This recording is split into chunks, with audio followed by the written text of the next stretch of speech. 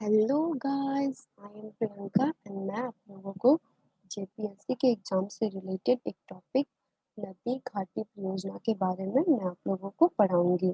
Okay, जो कि JPSC exam syllabus के पॉइंट ऑफ व्यू से बहुत ही इम्पोर्टेंट है और धीरे धीरे करके मैं सारे टॉपिक्स पे शॉर्ट वीडियो लाऊंगी। इससे आप लोग का रिवीजन बहुत अच्छा हो जाएगा जो भी जेपीएससी के एग्जाम देने के लिए सोच रहे हैं।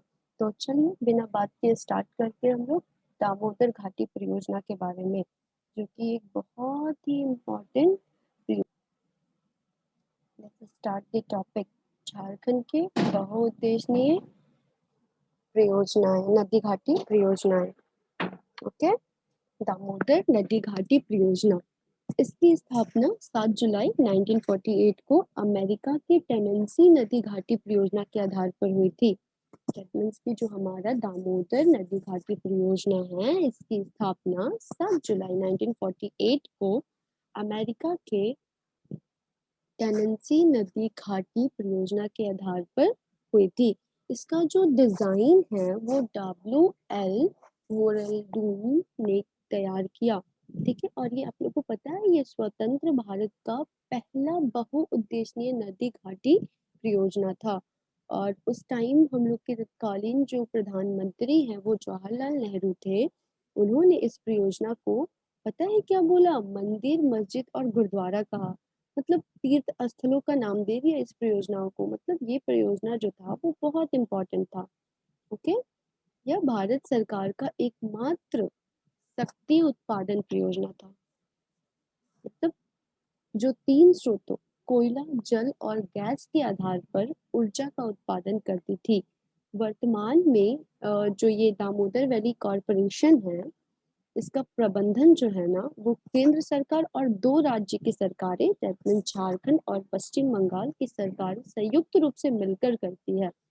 इस परियोजना में झारखंड एक पश्चिम बंगाल की कुल 8,500 मील स्क्वायर भूमि शामिल है। दैट मीन्स कि इसमें टोटल 8,500 माइल्स स्क्वायर जो लैंड है वो है।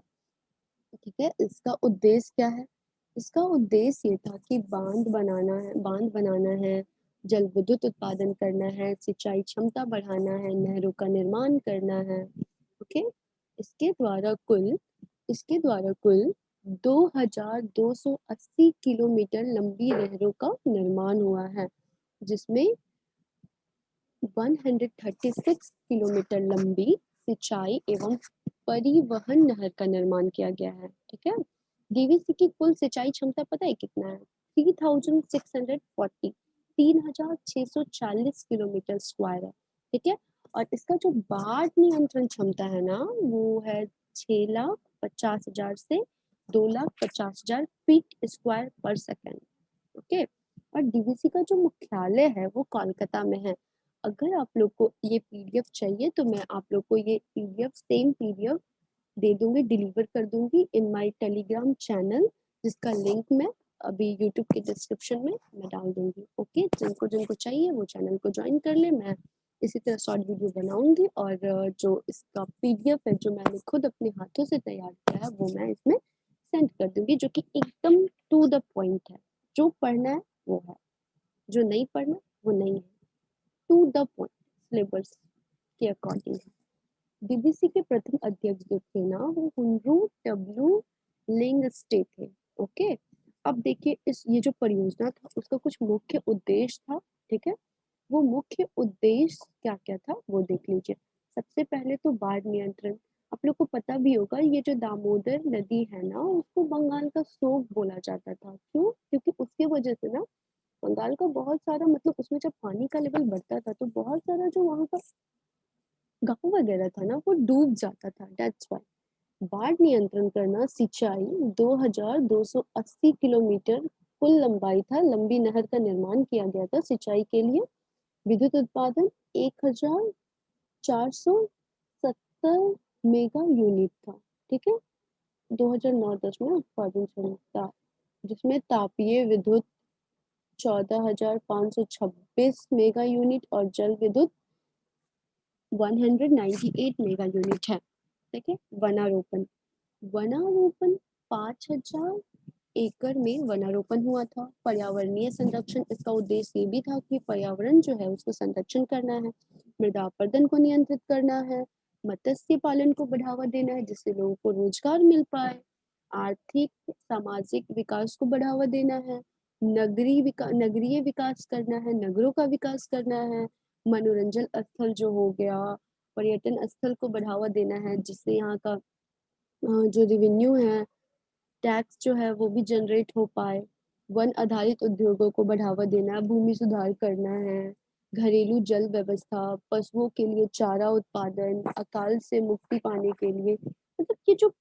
डीवीसी था ना उसका पर्पस बहुत ज्यादा था, उसका उद्देश्य मतलब टोटल 16 हम लिखे हैं बट इससे भी ज्यादा होगा, इससे कम तो होगा ही नहीं, ये तो उद्देश्य तो थे ही थे, इसलिए ये बहुत इंपॉर्टेंट है और ये इससे तो क्वेश्चंस एग्जाम में आएंगे ही आएंगे, ये तो कंफर्म है।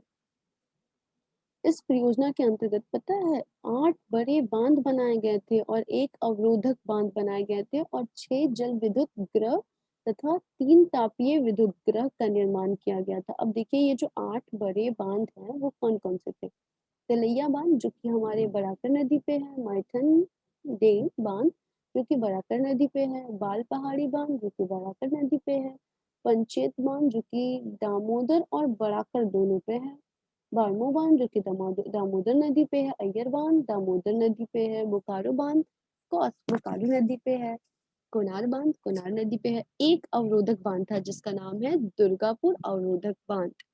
6 जल विद्युत ग्रह हैं, तिलैया, माइथन, बाल पहाड़ी, पंचेत, बेरमो, कोनार। 3 तापीय विद्युत ग्रह थे, कौन कौन, बोकारो, चंद्रपुरा और दुर्गापुर में।